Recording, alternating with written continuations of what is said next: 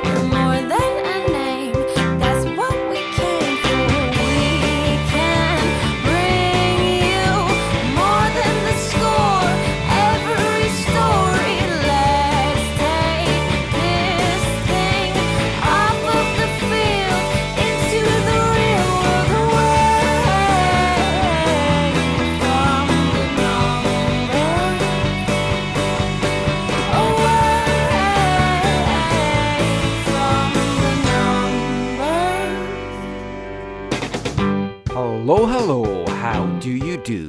We are the boys in white and blue, and we're back with another episode of There's Still Time, the AFTN Soccer Show, broadcasting on CITR Radio 101.9 FM. At least usually.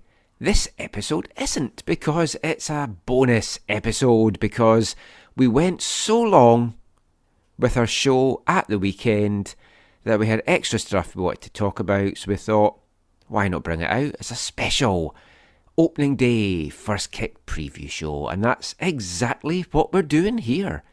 I'm Michael McCall. I'm Zachary Adam Eisenhammer. I'm William Silver.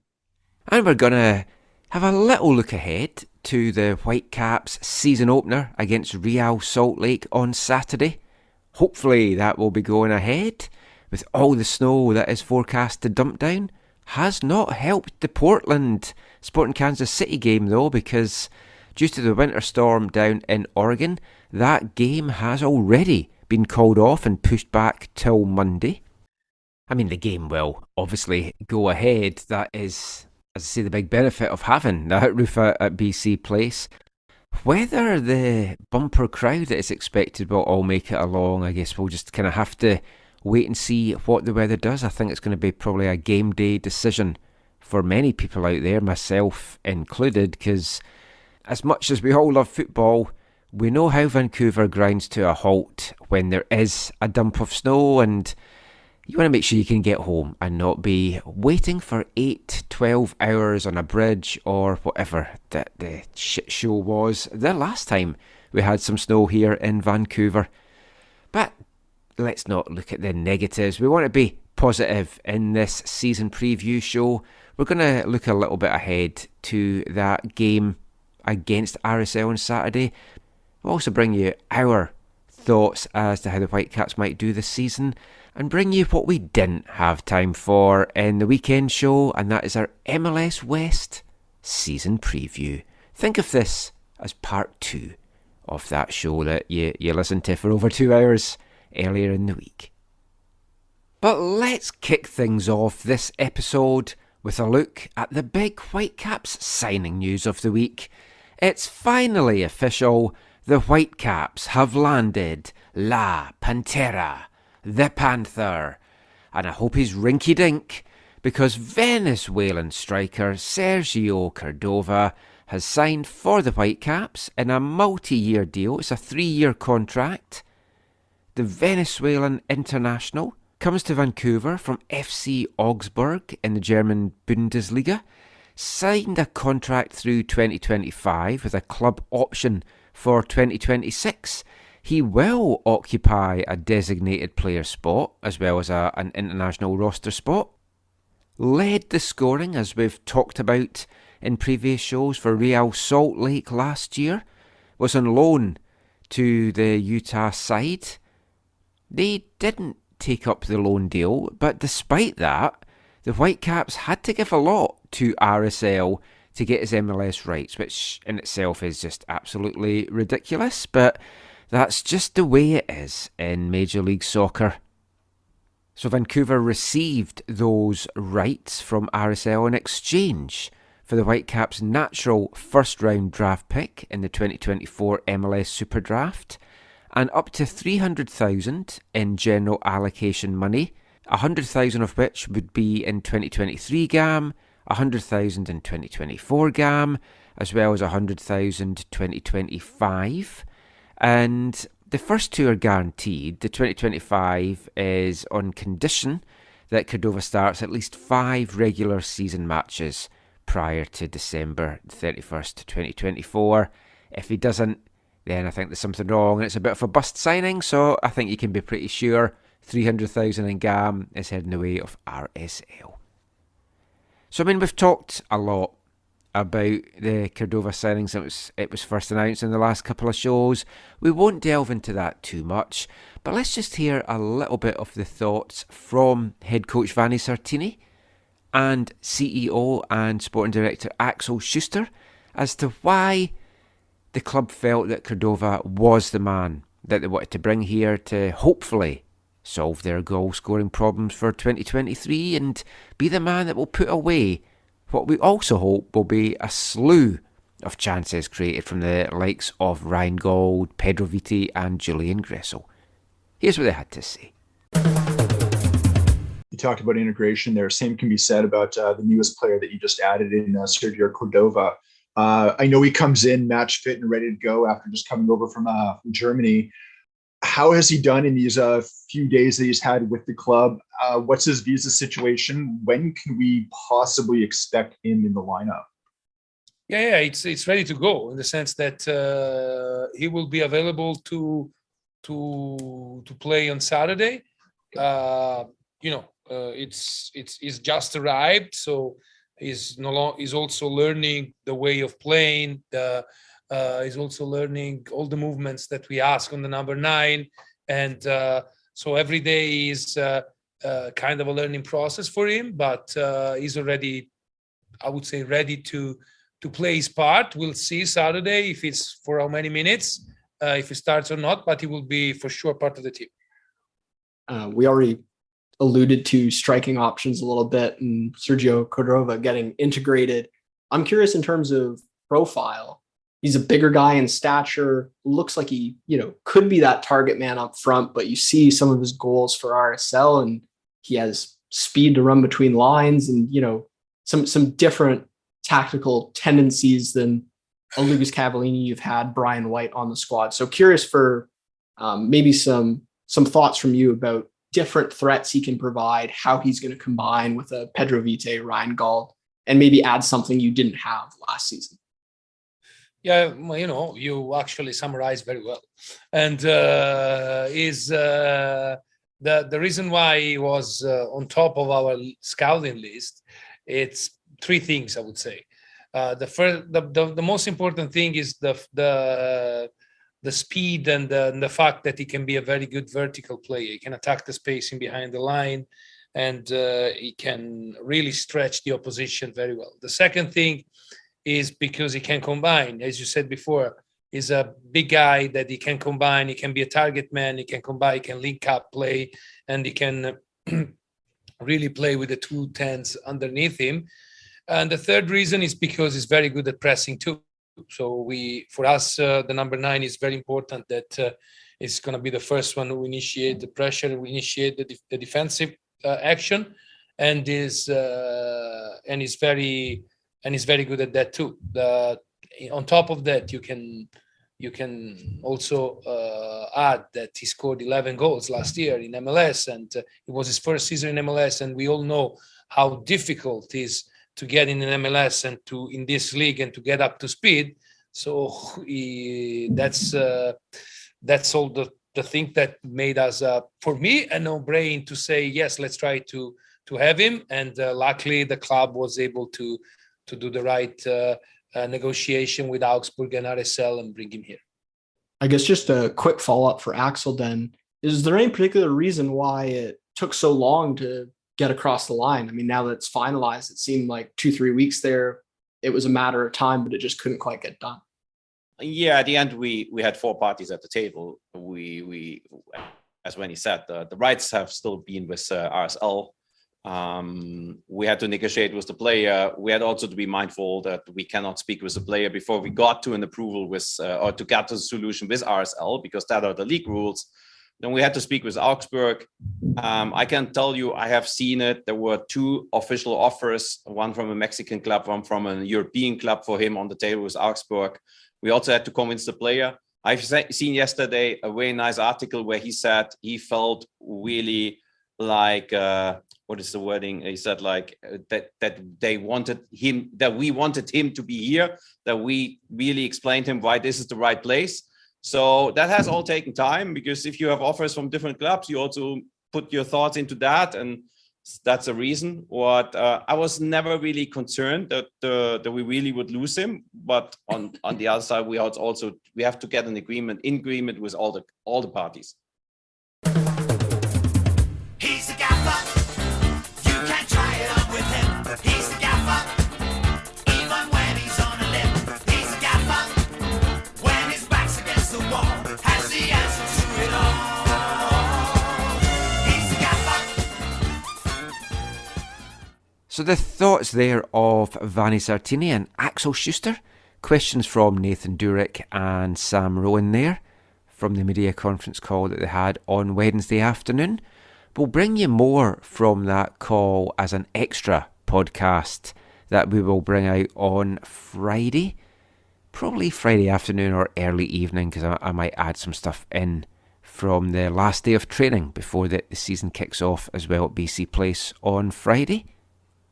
Everyone excited and looking forward to the first kick opener against RSL. As I mentioned at the top of the show, bumper crowd expected, over 20,000, weather dependent, scarves getting given out to people that are coming in.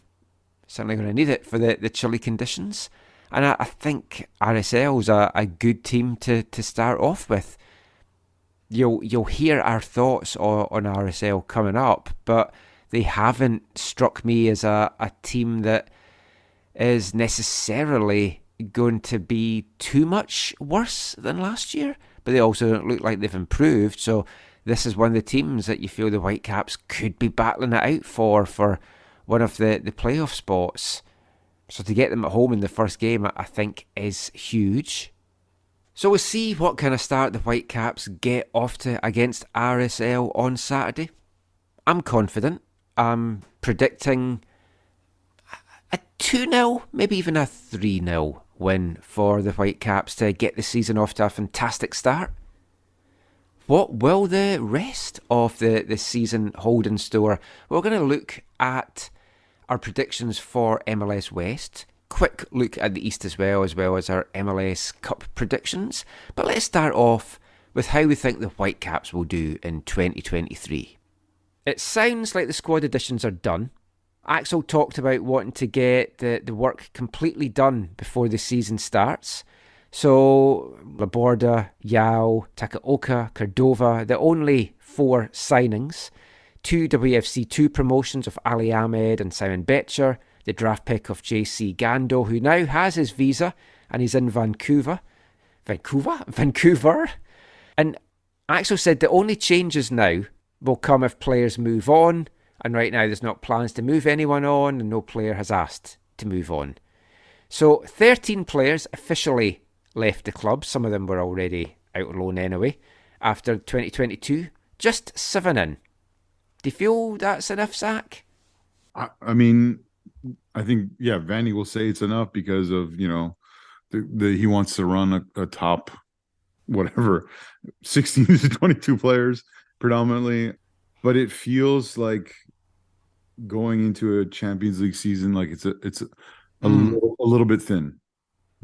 Maybe not crazily thin, but a little bit thin. And maybe like in any year, they're an injury or 2 away from some big concerns, especially in a couple of positions. Yeah. I mean, we touched on that in the first part, Will, and it's like we're happy with the additions it's made. It's strengthened areas that needed strengthened. Cordova, maybe not, would have been your first choice of a guy to bring in as your striker. Although Vanni did say this week that Cordova and Takaoka were the top of his lists of the players that he'd identified, and he's happy that he's got them both, but coaches will always say that. But it is a valid point that Zach makes. We are a couple of injuries away to key guys, and this could be a team in trouble and having to make some mid-season additions. That can be a challenge, though, in the MLS in general about it's the same to for get the many best teams. players you can on the field, or having a lot of depth. And having a lot of depth might not mean that you're able to score, but if someone gets injured, then you're able to field a competent squad. So it's it can be a trade-off. So let's start our predictions. 9 teams will make it in. 8v9 will play a one-off play-in game, and then the top 8 will be battling it out in best of 3. So if we're looking at 9 teams are getting into the postseason, yes or no, are the Whitecaps one of those 9 for you? I'm going to say I think that they've overall improved on the top end of their roster, but I'm going to say that they won't be able to buck the trend of Champions League teams performing poorly at the beginning of the season. And once again, that is going to be something that lets them down and prevents them from qualifying for the playoffs. And if they can buck that trend, then good on them for making the playoffs in Champions League year. Well, I agree. It's going to be challenging, but I mean, with 9 teams and looking at some, especially with an expansion team in the West, I think that they have a good shot and they might just sneak in at 9. Interesting. I'm going to possibly surprise you here. I think they're going to have a very good season. And part of it was in my research for this bit when I was looking at what other clubs have done. And my perception was that a lot of the clubs have gone out and done a lot of good business. But then when I've looked at some of the teams, there's an awful lot of teams that have not added many players. And it's a little surprising for me. So I have the Whitecaps making it. Michael, just a quick question about that, because I've noticed that too. And looking over the transaction page on the MLS website, it feels like the Whitecaps are actually. I was concerned about them, as I talked about on the show before, that they've brought in basically half of the number of players that go. But that seems more in line with what MLS teams in general have done this year. And I agree that even though some teams have strengthened in different ways, that there hasn't been as much significant movement or significant players brought in as we've seen in previous years. And I'm just wondering, do you think that's like the ongoing effects of the pandemic, or it's something Good else? question. Or is it is the league maybe not being able to bring in the level of player that they brought in the past, or Well, it could go back to what we are talking about in the first part, that because of the way that the transfer windows haven't aligned, that there could be a number of players They're coming in later, wanting to see what they could get Europe-wise or wherever, and then things haven't happened, so they'll come in over the season. Portland, for example, seem to be in discussions with a couple of guys that they're waiting to see what happens with just now and might bring in later in the season. I mean, it's a risky structure because you want to get off to a good start, and we won't dwell on it again, but we all know the bad start the Whitecaps had last year and how different last season would have been if they'd actually had a balanced year and hadn't got off to that horrendous start. So you are taking a gamble. Now, I know Seattle have done it a couple of times, bad start, come good, got in the playoffs. Didn't work for them last year, hasn't worked for a lot of the Champions League teams, as you've said as well, Zach. Yeah. Which is, that's, to be fair, that's the first time it hasn't worked for Seattle, but yes. But at some point it wasn't going to. But I have the Whitecaps finishing 4th in the West. Wow. Oh, wow.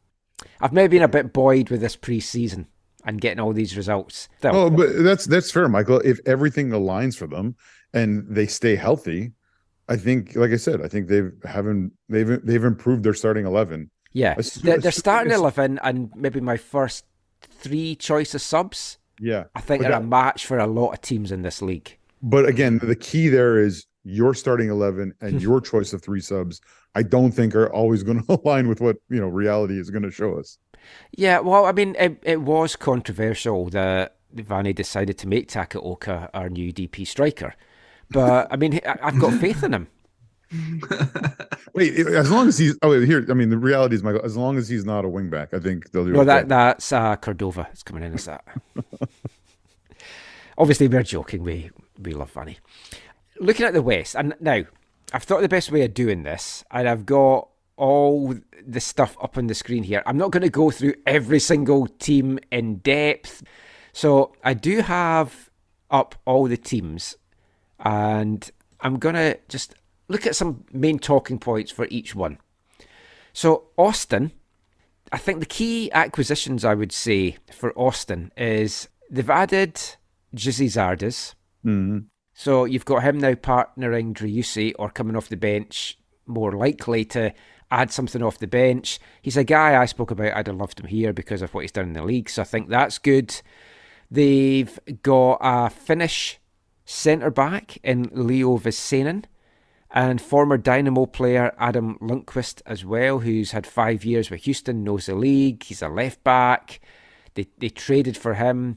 I think they've strengthened pretty well. I think they'll be a force to be reckoned with again this season.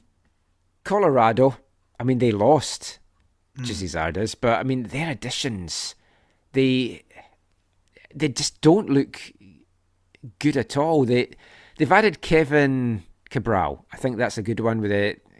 Potentially came from the LA Galaxy, but it didn't light it up there. That's the problem. And Andreas Maxka, DP centre-back. And you don't get a lot of DP centre-backs in this league. You've got to be really confident in what he's going to do for your team to bring in your DP as a centre-back. Danish international, though, so I guess is pretty good. FC Dallas for me. Now, I feel they punched a little bit above their weight last year. I had them making the playoffs, but I didn't think they would maybe be as good as they were. But they got that consistency going that a lot of teams didn't. But, I mean, for you, Zach, you'll love this. They've added Jesus. Wait, added him? Mm-hmm. You're talking about Dallas? Didn't they have him already? Well. You're different. This Giovanni? Different Jesus, yeah. Yeah, sorry. From Giovanni Cruzeiro. Jesus. Right. From Cruzeiro. I do love Brazilian second division. I do love Jesus, and Giovanni Elber did play for Cruzeiro, so it's interesting. They've moved on in kind of Dallas fashion. They moved on some of the older players, right? Like a Hedges. Yeah. And I think Nicky Hernandez. There's a few older guys. If that's the right Hernandez I'm thinking of, maybe I'm thinking of a different Hernandez. But Matt Hedges for sure really stands out as someone who's who they moved on from, and we've seen an older guy like Bob Bradley bring him in to maybe try and solidify Toronto's defense or reform Toronto's defense as he's let former big players like Mavinga go and hang out with his old coach in LA. But they've got a good front three. Like if you're looking at it's like Areola, Velasco, Ferreira, great front three. That they do have Jesus up front as well, right? Mm-hmm. Yeah, so they've got two Jesus. Jesus at the front, Jesus at the back. I mean, it's great. I love Jesus, so that's good. How can you go wrong with Jesus on offense and defense? Yeah. Houston. Now, Houston off the pitch, because I'm on a lot of the club's mailing list, so I get a lot of the emails through. Houston have done a lot of stuff off the pitch, behind the scenes in their front office. They've added an international scouting department, which you would have thought you're just doing that in 2023. Maybe this explains a lot of stuff. But like they've done a lot of that. They've done a lot of reorganisation. I don't think it's going to help them a lot this year, but I think going forward, they will be a team that will improve. I think it's a struggle for them this year. They've lost key guys. Tim Parker, Fafa Pico, Memo Rodriguez, all moving on. And you look at the guys that's coming in, and it's no one that you think's going to really set the header on fire. A guy that played once for Paraguay. Mm-hmm. I had Houston as one of the lowest teams for me. Yeah. Houston and St. Louis probably finishing last, or in the competition. Yeah, that's actually my two as well. I've got Houston bottom, San Jose second bottom. Yeah. Well, yeah, because it's where's also the creativity is going to come, right? Without not just Pico, but Quintero's gone, Sarin in the midfield is gone. Yeah, it's hard to see the players that on the list that they brought in making up for those that difference. They do have one interesting guy, right? Is Brad Smith at left back who used to play for the Flounders, right? Yeah, I think that's been a solid addition for them. I do like what he can bring. I mean, Bassi is the guy that they're hoping is going to be the creative things coming from FC Metz. and they're hoping that he's going to bring that creativity. I'm just not so sure about that.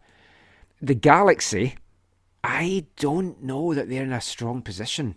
I have them quite like low down, and potentially I've got them in 9th place in the West.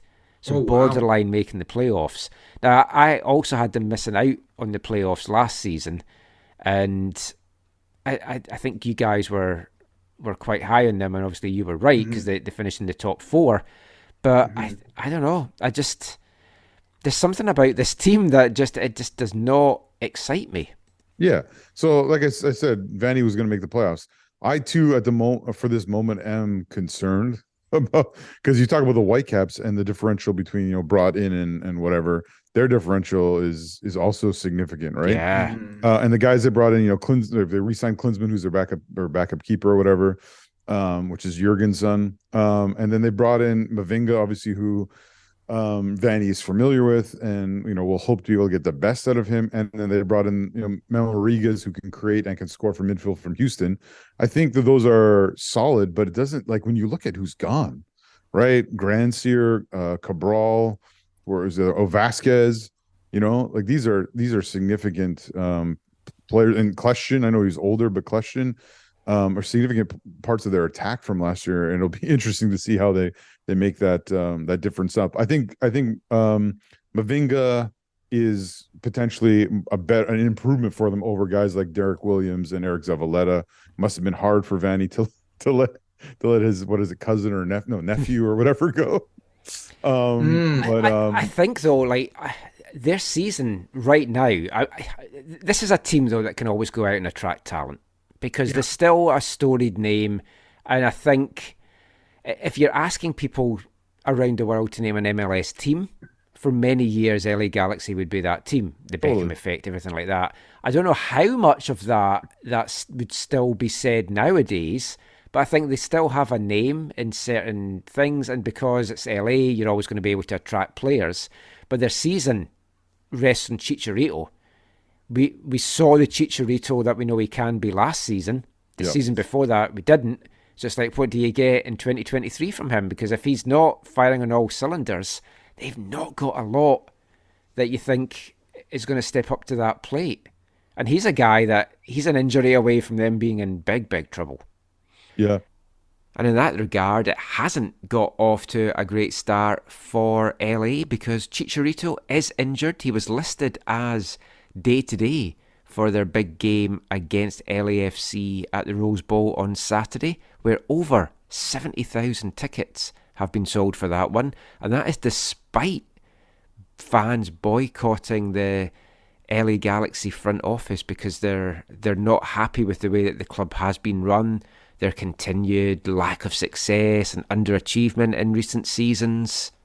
LA Galaxy president Chris Klein and technical director Jovan Karwoski are the two that's been really targeted for that. But they can still sell tickets and pack out the Rose Bowl. The current record at the Rose Bowl is 74,479, and there's a lot of expectations that one could get smashed. But if it does get smashed, it will be without Chicharito, who confirmed on his Instagram on Thursday night that he will be missing that El Tráfico game to kick off the season. Not ideal for them, and if he can't keep himself healthy, not ideal this season for the Galaxy.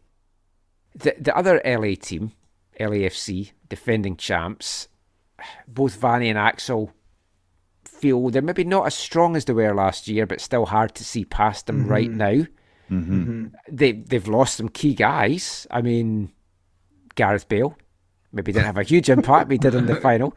But like Christian Arango moving to Pachuca, that's a big one. Latif Blessing moving to New England. I've always liked Latif Blessing as well. And I mean, they've lost other guys. They've brought players in, but nobody that you look at and you go, oh, that's really exciting. Yeah, it'll be interesting how this kid from the guy from Hadrick Split, is he supposed to be? Yeah, is he supposed to be the business? Is he supposed to do the business up front for them now? Well, I mean, they still he's have 20. He won the Golden Boy Award as being Europe's best young player in 2022. So, I mean, that's some competition he's been up against. That's where I recognize his name from. Okay. So, yeah, obviously Golden Boy. they're bringing him in to maybe take the crown from some of their older attacking players, because they do have some quality older attacking players. Mm-hmm. I've got a song in my head now. I'm sure it's called Golden Boy. Let me just check this. By a guy, Sin with Sebastian. This is the kind of fun stuff you get on this show. I'm Googling Sin with Sebastian. This could... could go horribly wrong. Yes. Here we go. Sebastian Roth. German music singer-songwriter, Zach. I'm sure you're a big fan of his. No. Yeah, Golden Boy. That was his hit in 1995. There you go. I forgot with the Galaxy, they also have Douglas Costa. Yeah. He's an old man, but he influenced some games for them last year. Golden boy, born to love and live for joy. I'm a golden boy. There we go. Got that in my head now all night. I actually have this as a CD single. Anyway, back to talking football. I've got a song for every occasion. That's what I like to pride myself with. No one's heard of them. You just have to take my word that they exist. I'm not just making lyrics up. Right, where are we? We're at M, Minnesota United. Now, apart from their weird Northern Lights strip that's got nothing to do with Northern Lights in my mind, this is another team that you're looking at it and you're like, do you feel you've strengthened much? For me, I think it was sad they lost their Dick. Goalkeeper Eric Dick moved on. Callum Montgomery left him as well to join the CPL. Yeah, I was encouraged about that. But you look at who they've brought in, and Cameron Dunbar, a trade from LA Galaxy. Folk are like, yeah, who? Their key acquisitions. Dude, I want to see a back line of Zarek Valentin, Michael Boxall, Daniel Henry, and Lawrence. I want to see what that back line looks for them. Well, the MLS have the back line as being Taylor, Boxall, Tapias, and Lawrence, so you've got two of them. Yeah. You've got Robin Lode, you've got Reynoso, you've got Amaria, you've got Fragipani. That front four can cause a lot of trouble. I think the problem is, can they keep the ball out the back of the net? That is maybe one of the key things from them. Everything is built around Reynoso. Yeah, he's another guy that an injury and your season can be derailed very quickly. Yeah, he's one of those players, when you watch them play, literally everything goes from him. As soon as they attain possession of the ball, every player is looking for him. So in one sense, they can be easy to set up against, but then the problem is if you overkey on Reynoso, you create space for their other players. I mean, Will Trapp needs to have a good season for them. Laud needs to have a good season for them. And then up top, who was it with Amaria? Yeah. Had a okay season right last year. So it'll be interesting to see who bangs in the goals for them. But yeah, Reynoso is really... Miguel Tapias has been their big addition, which is a Mexican centre-back. He's come from Liga MX champions Pachuca. Right. He's on their website as a midfielder. Oh, interesting. So maybe he'll play next to Trapp? Well, they've got him beside Boxall when I look at the MLS predicted lineup here. So I guess it's just listed wrong on the website because, to my knowledge, one of them is wrong. But, yeah. So then we're coming to some teams that didn't make the postseason that you would think, well, they really want to turn things around. Portland. And you look, this is what I was saying, you look at who Portland's brought in and you're like, I would think the Portland fans are worried. They got Evander in from Midtjylland and that's it. Really, that's their key addition. Now, Evander himself is a great addition. He was acquired for a club record transfer fee. He's played in Denmark's top tier. He's played in the Champions League. He's played in the Europa League. He's been capped at youth level for Brazil. They think very highly of him. He's a midfielder. He's the guy that they think is going to be the creative spark to the team, the guy that's going to produce stuff for the team. The MLS Soccer.com article, when the deal got over the line in December, saw Portland's technical director, Ned Grabavoy, say that he was a difference maker and that he felt that he ticked all the boxes that the club were looking for. I mean, he's only 24. He looks to be a top talent, but he can't do everything on his own. They've got to surely be making a couple of big splashes in the next couple of months. They must be waiting for the European season to end or something. Yeah, that would make sense, because you're right. Yeah, you feel like not enough has changed to make them a viable option, unless for some reason they just think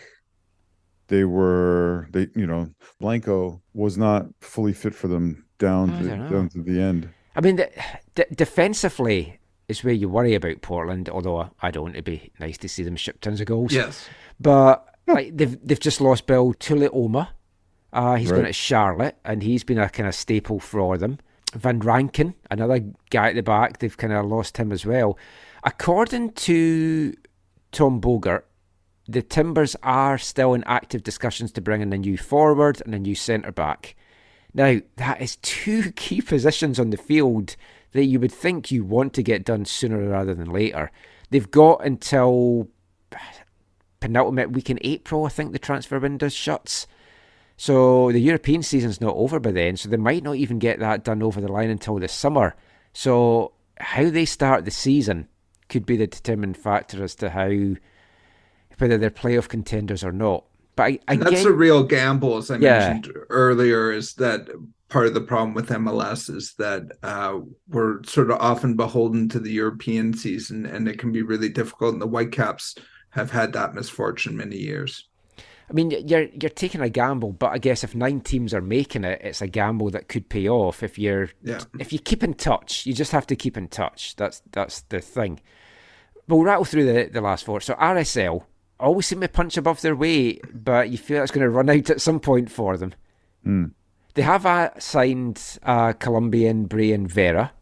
He's a left back, and Andres Gomez, who's a highly thought of Colombian winger. They lost, though, Cordova, their leading scorer. Maybe he can transfer that good stuff. Where do you go again?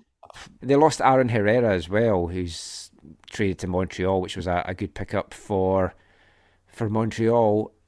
San Jose Earthquakes.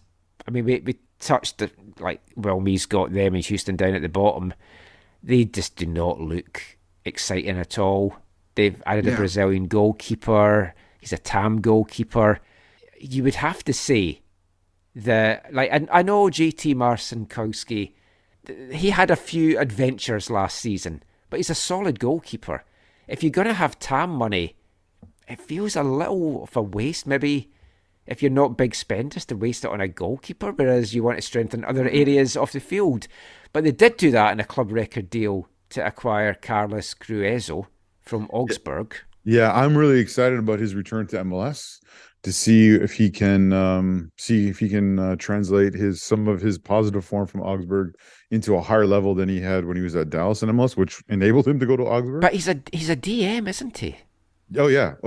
So again, I mean, I know they need to stop shipping goals if they want to rise the table, but if you're doing a club record deal, is the DM the guy you want that club record deal to be on? No, and that's totally a fair criticism. But I'm excited to see how that plays out. I mean, for me, obviously there's 2 other big local connections here. The kind of the sad reality that Shea Salinas has finally hung up his boots, and also that Baldissimo will now be redonning, of course, number 55 for San Jose. So I'd love to see Gruezo and Baldissimo together in the center of their midfield. I have a funny feeling you're not going to do that. I just think they're powder puff up front, and even if they've shored up the back, they've just not got enough goals in there to have any kind of impact. It will be interesting to see how much playing time Cowell gets this year. I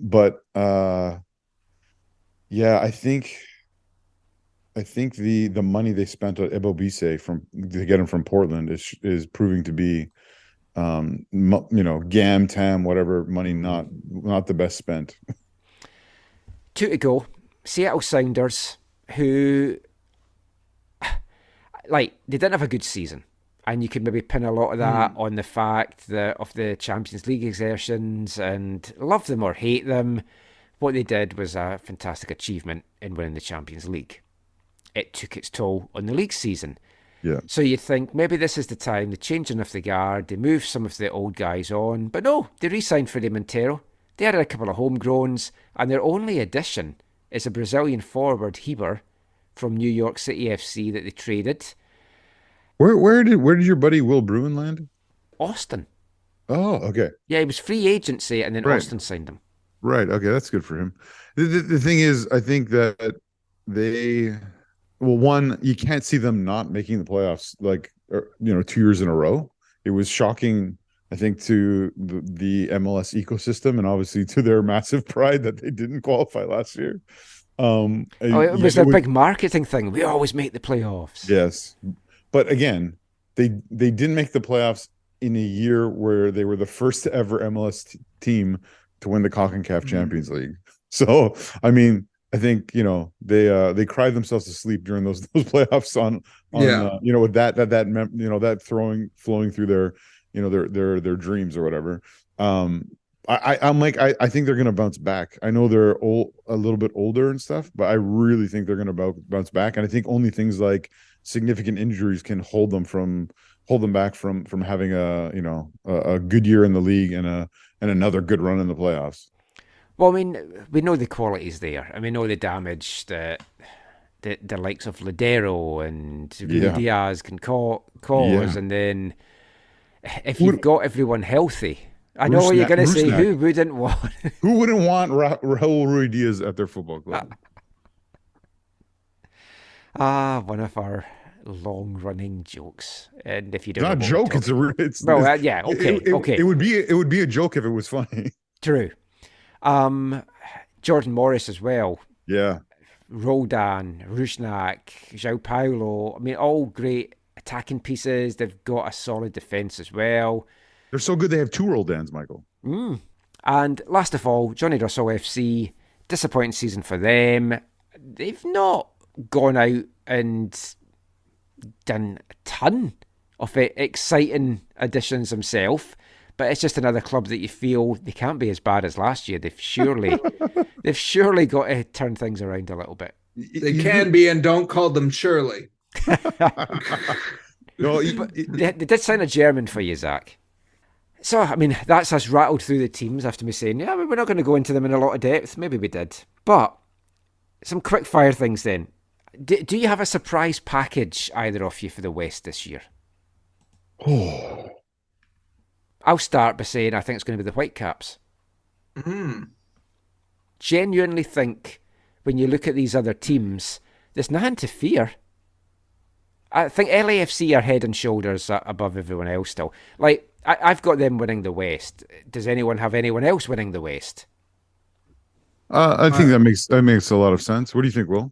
I had LA, and KC as my 3 top teams. Oh, KC with a big bounce back. Yeah, I had KC making the playoffs. I had them in 6th. Yeah, I mean, I think, Zach, as you were pointing out, and Michael, I think you were kind of with this as well, is that it's a bit of a weird year. Not a lot of huge moves, not a lot of groundbreaking stuff, a lot of small moves within the league, which doesn't feel normal. So I think it's a little bit of a difficult year. There was a couple teams last year like Portland, like Seattle, that had off years. Are they going to bounce back? I mean, that's a question, right? We're almost sort of basing this off history rather than, they always find a way kind of thing, or they're waiting for, like you said, with Portland, maybe they're going to get some people in the summer window with the famous MDS next window. I feel like it's a bit of a crapshoot. I sort of took KC on a hope and a prayer, and again, sort of the putting the money on the horse that usually gets near the top, or usually has a sort of a good fan base and get some quality in. But yeah, I think they're definitely going to make the playoffs. Whether they'll actually, again, it's taking a bit of a gamble, but I'd say probably LA, KC. So my top three, I've gone for LAFC, Austin, and Seattle. I think Seattle's. I initially maybe thought they would be fifth, just under the Whitecaps. So I think they've got enough quality to just put them above the Whitecaps in fourth. Then I've got Portland coming in fifth. I think LAFC. I think you're right. Well, so Michael, you obviously then had the Whitecaps fourth. You said, right? Yeah, I had the Whitecaps fourth. I just think if Draisi can have the season he's got like support there from Zardes, Will Bruins there as well. That's an exciting attack. But you've also got the fact that defensively they're strong. They've got such a strong home stadium and the atmosphere that they get that kind of brings things out of them. And with Nashville, I'm banking a lot on that and Mukhtar having another great season and them being solid defensively. But it's also because nobody else really stood out for me as being, they are going to be really dangerous this year.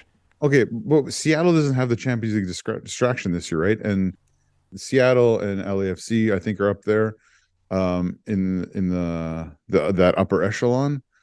After that, I think I can see them crashing after having so great a year. But I also think I agree with you that Austin will be there. So they're probably my top three. With Seattle, LAFC, Seattle, Austin would be in my top three. I think the Galaxy are going to make the playoffs this year. I think Kansas City is going to have a big bounce back. So again, they'd be in my top five. Yeah, after that, maybe Vancouver does have a chance to make the playoffs when I look at it like that. I know. Because, I mean, 4 seems crazy to me, Michael. But maybe they could come as high as in that 6 to 9 bracket when I thought them more of in the 8 to see, that's exactly with me. Before I delved into what the other teams had done, and obviously a lot of them can still make additions and summer additions, I just feel the Whitecaps are now. I know they've got the Champions League and the Canadian Championship. I just feel we've got some guys that are looking in pretty good form, and like Dahomey could be a sensation for us if he carries this preseason form into the regular season. I just think they can get some points on the board early that could really help them for what is a hell of a difficult summer because they're on the road so much. I really feel too, this is just more qualitatively rather than quantitatively, but we really need to get off to a strong start. I mean, one of our best seasons was it like 2015 or 2016 when we finished, was it third or something like that overall? And I think we're second one year. Were we second? Yeah. Yeah. So we had like the strongest opening start that we had ever, if memory serves correct. And, I think there's often that doldrum month where we just go on a bad run of form, and really having as strong a start as possible will help you get through that. We tend to often pick it up in the last, third of the season, but it's that first third where I find we often just ship points for no reason.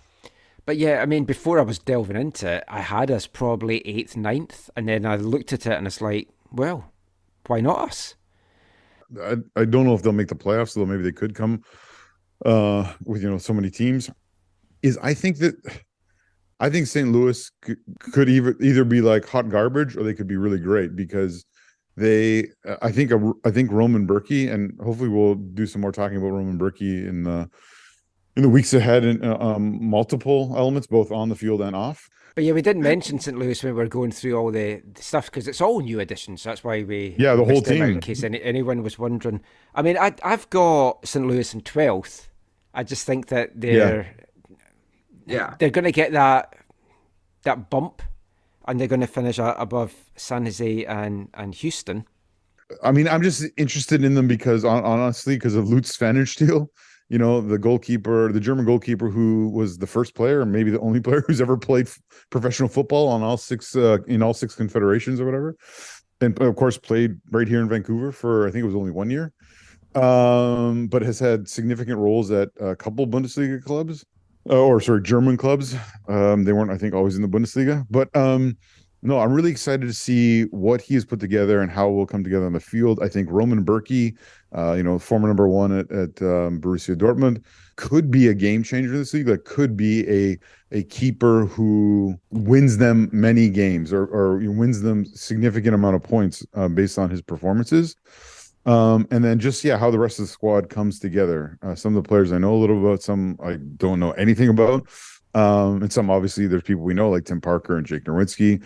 But yeah, I'm excited to see what happens with them. It's always interesting to see the new MLS clubs and how they do and stuff. And they're going to have incredible support, I think, in St. Louis. It's been a community that has longed to have an MLS team for longer than I think the Whitecaps have been in MLS. And things have never really fully worked out, but now they have, and I think that the support there is going to be quality, and I think is going to help spur them on to potentially achieve great things for this year. So I mean, they could end up being a dumpster fire, but I really think that they could come out and be more, more like not like an Atlanta. But more like was it Nashville? Nashville made the playoffs in their first year, right? Yes. Yeah, more like a Nashville kind of team. Yeah, I mean, thankfully Nashville's not in our conference this season, so I mean that's one of the strong teams that has moved on. And I mean some of the other teams that I haven't mentioned, I think Dallas will still hang on and get a playoff spot. RSL, I think it's between them and the Galaxy for 8th and 9th. But I think I might just have RSL sneaking in if they can get a good replacement for Cordova that's going to get the goals for them. I think Minnesota's going to fall. I just think they're going to struggle. And Colorado, I think they might struggle as well. I think Minnesota's going to do better than you're thinking. And I think maybe the Double Jesus team might not do as well as you're thinking. The East, I haven't paid a lot of attention to them. It's hard to see past Philadelphia. I think Nashville's going to be a very strong addition, and they'll have learnt a lot from playing in the West, and now that they've moved back to the East, flip-flopping back and forward, I mean, they'll be right up there. But I think Philadelphia is still the team to beat for me in the East, based on very little knowledge and paying much attention, and the fact that the Whitecaps have beaten 4 Eastern teams in pre-season. What about your Eastern thoughts? Well, I think you said we're saying earlier off air. Well, I think that Nashville is going to be top, right? Or near the top. I think that it's probably going to be Philly, just given, that they finished so strongly last year, and they didn't lose many players, if I'm correct, just their backup striker and their midfielder. So I think they're still sort of the team to beat. And then I thought Nashville was really strong. So those would be my top. Nashville, they're a team that you know what you're getting with them, which is a good defensive footing under Gary Smith. And in Mukhtar, they've got one of the best players in MLS. Yeah. And he's that guy. I would love him here. Just imagine Mukhtar and Gold in the same team. Oh. Yeah. Just need somebody to try and put the chances away, but you'd be creating a lot of good chances. They have like a sort of like a strong spine to their team, right? It goes from from Willis at the back, Walker Zimmerman, and then into midfield with a player like Mukhtar, and then even up top with some of their, or you could say Godoy and McCarty and well, they added Fafa Pico as well, so I mean that's a huge boost for them. Yeah, and so up top, you got guys like Bunbury and Sapong, who are like maybe not going to be 15 goal a year players anymore, but they're going to get like, let's say 7 to 12 goals each kind of thing. And we'll see if Pico's going to play wide. He's going to play more up top. What are they going to do?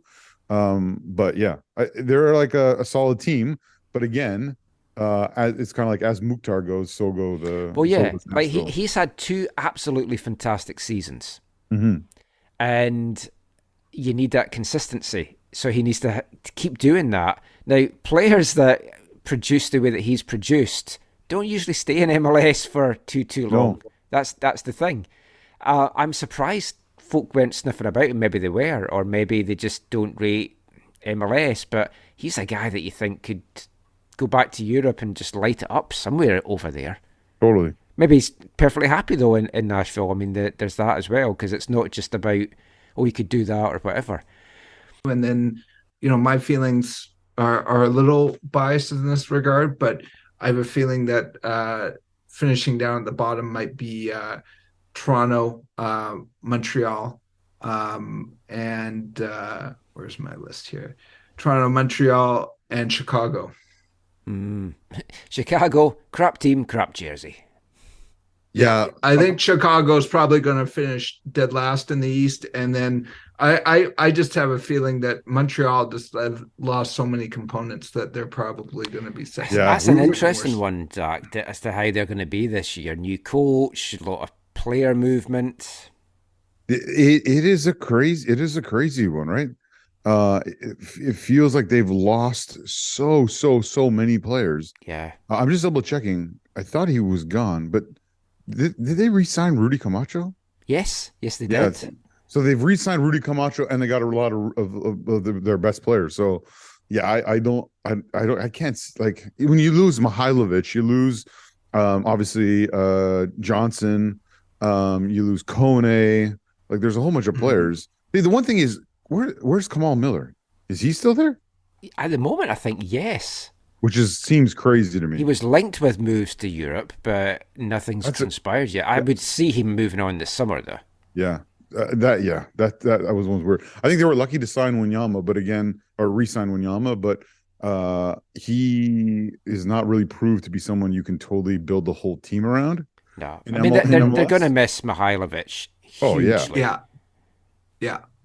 And yeah. But the other thing is Kai is still technically there, right? He's been training now? Yeah. He doesn't want to be there, but he's there. Yeah. Yes. Yeah. I think New York City might struggle this year as well. They've lost some key pieces as well, so I could see them falling down. What about MLS Cup winners, Cup finalists? Final bit of this. Who do you think's got what it takes to win the whole shebang? Can LAFC go back to back? I'll just say, because Steve's not here, I think he would choose Miami. Yeah, I think he would. Yeah. That's why he's not here.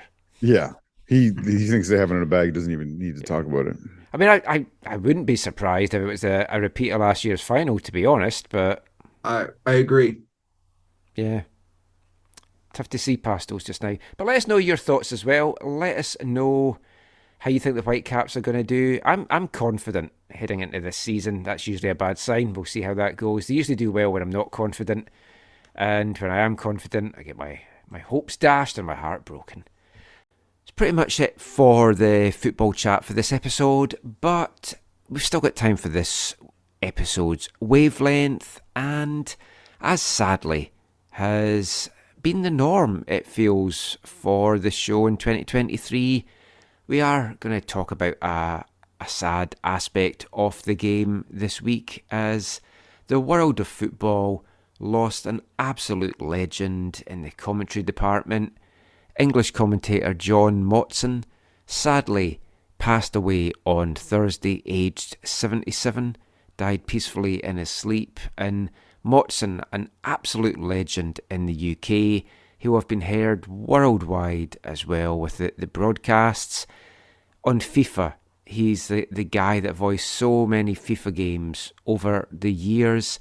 He commentated on 10 World Cups, 10 UEFA Championships, 29 FA Cup finals, before hanging up his famous sheepskin jacket in 2017, having commentated on over 2,000 games after beginning with the BBC as a commentator in 1971.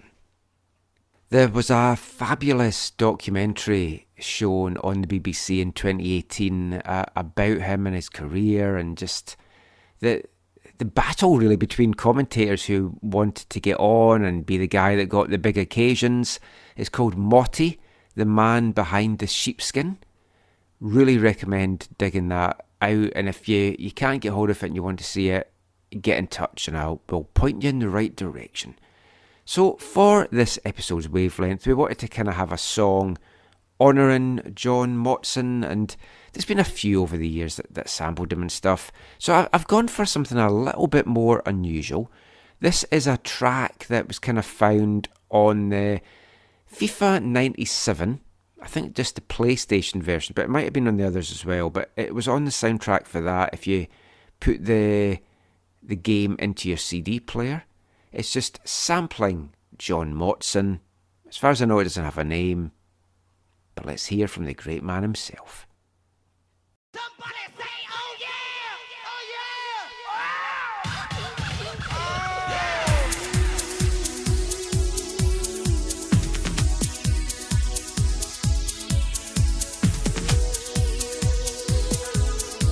And now it's time for live virtual stadium action with John Motson. Over to you, John. Brilliant! Brilliant!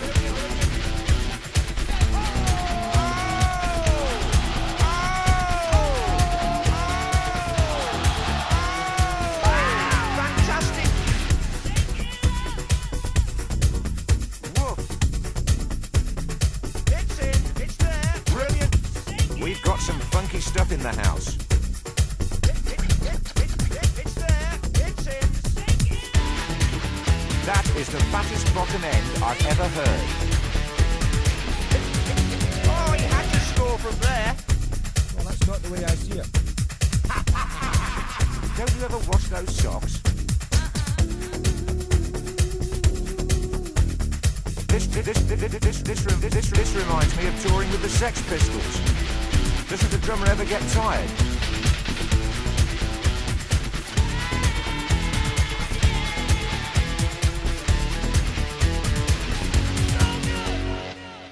Good stop.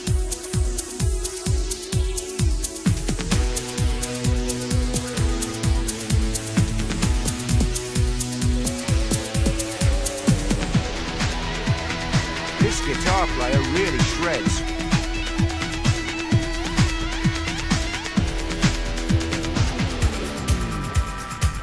What a ripping little solo. And on my watch, there are only a few seconds left. And the final whistle's gone. And he's off. Wonderful track from the FIFA 97 soundtrack, sampling John Motson. Legend in football, legend in commentary. I could only hope to be a little part of how good he was as a commentator. R.I.P. Motty. So that's pretty much it for this show. Episode 550. Kind of feels like it's a special show, just really because it's a nice round number. But of course we are going to be having our special shows coming up in March for our 10th anniversary. Well, any final thoughts from you? Where can folk find you online? Yeah, you can reach me online. I'm actually also part of a live stream weekly on technology called Momentous.tv. So www.momentous.tv. And check in on Tuesday nights and we have a live stream. Okay, you can find me on Twitter occasionally, tweeting at Zachary AM, part of supporters for the new Canadian Premier League side, Vancouver FC, out in Langley. If you want to be involved with that, fvfanatics at gmail.com. So you can find our stuff online, aftn.ca. Follow us on Twitter, AFTN Canada, and check out our videos on YouTube. We'll be back with another episode soon as we look over the Whitecaps season opener against RSL, look around the opening first kick weekend around Major League Soccer, see how the whole Apple TV thing worked as well, and we'll also bring you some of the latest news from the other local teams, Vancouver FC and TSS Rovers. Planning to record that episode on Monday afternoon, so that will most likely come out probably actually Tuesday afternoon or early evening, because I'm hoping to get an interview done at Whitecaps training on Tuesday as well that we'll include in that episode. But until then, thanks for listening, take care, mon the Caps, and let's get the season off to a winning, if snowy, start. Bye everybody. When you're listening in some far-flung corner of the globe to the World Service of a Saturday afternoon, crackly reception, interference, cosy, marvellous. Somehow comforting, isn't it? You know, legendary names, fathers and sons on the terraces, cheesy peas at half-time, pint for dad, mum's at home making the tea. Oh, everything's all right with the world, isn't it? Saturday afternoon is football.